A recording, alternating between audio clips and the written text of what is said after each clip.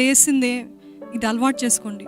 నాకు ఈ రోజుకి కావాల్సిన కృప నాకు దయచేయ, ఈరోజు ఎదుర్కోవాల్సిన శోధనని ఎదుర్కొనే శక్తి నాకు దయచేయ.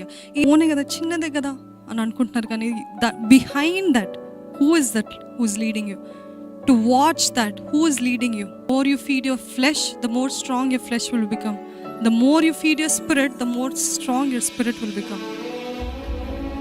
ఈరోజు ఫైర్ వర్క్స్ చూస్తాం కదండి, అంటించగానే అది ఎట్లా పైకి ఎగురుతుంది, మళ్ళీ అది అయిపోగానే నన్ను నా మందు అది అయిపోగానే తుస్సని కిందకి వస్తుంది కదండి.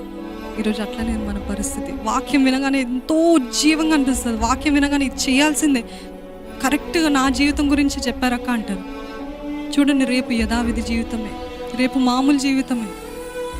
అందుకనే మనకు కావాలి ఎప్పటికప్పుడు consistently we need the filling of the Holy Spirit. చూసిన వెంటనే ఛీ నేను దీనికి లోబడను, ఛీ నేను దీనివల్ల లోపరచబడను. I will not be enslaved by this. I will not be enslaved. I will not become a slave of this. I know better than that. My God is my redeemer. నా దేవుడు నన్ను విడిపించగలిగిన సమర్థుడు. నా దేవుడు నాలో ఉన్నాడు. I can overcome this. You are more than conquerors అని మనం అందరం బాగా చెప్తుంటాం, బాగా అలవాటైంది. But are you able to conquer the sin in your hand?